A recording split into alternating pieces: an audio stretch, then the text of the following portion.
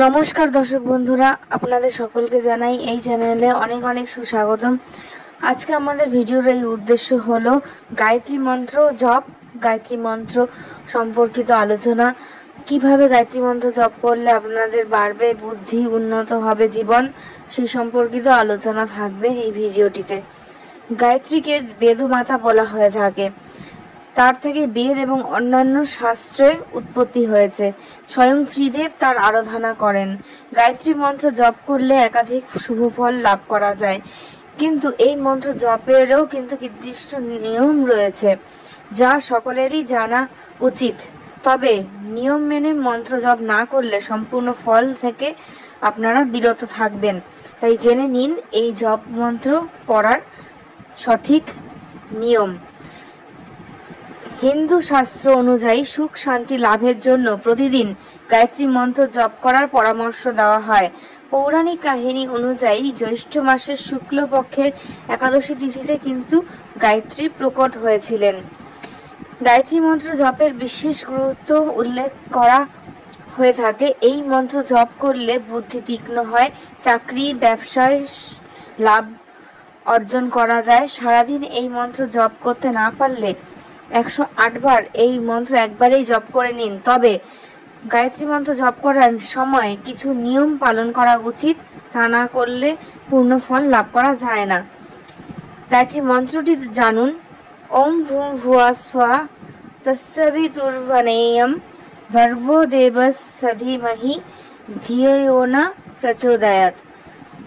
গায়ত্রী মন্ত্র জপ করার নিয়ম প্রথম হলো শুধু সকালেই নয়, বরং দুপুর এবং সন্ধ্যার সময়ও গায়ত্রী মন্ত্র জপ করা যায়। সূর্যোদয় থেকে গায়ত্রী মন্ত্র জপ করা শুরু করা উচিত। সূর্যাস্তের সময় গায়ত্রী আশীর্বাদ নিয়ে এই মন্ত্র জপ করুন। সকালে উঠে স্নান করে পরিষ্কার জামাকাপড় পরে এই গায়ত্রী মন্ত্র জপ করতে পারেন।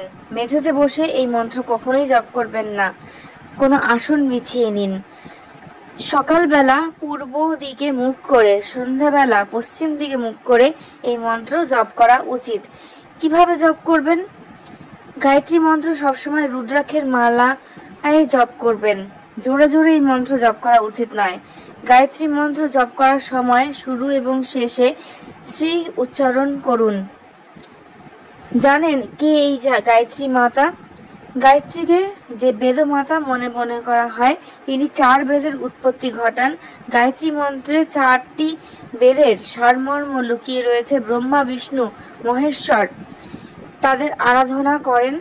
গায়ত্রীকে সমস্ত জ্ঞানের দেবী বলে মনে করা হয়। গায়ত্রীর উৎপত্তি পুরাণ অনুযায়ী ব্রহ্মা যখন সৃষ্টি রচনায় ব্যস্ত ছিলেন, তার সামনে গায়ত্রীর মন্ত্র প্রকট হয়েছিল।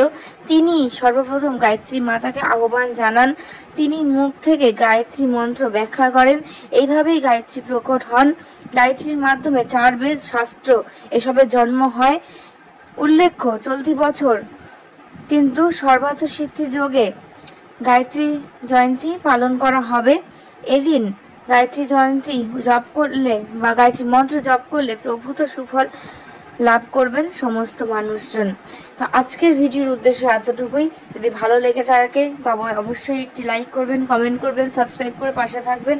নমস্কার, ধন্যবাদ। ভুল ত্রুটি হলে মার্জনা করবেন। কমেন্ট সেকশনে জানাতে পারেন যে আগামীতে কি সম্পর্কিত ভিডিও আপনারা পেতে চান।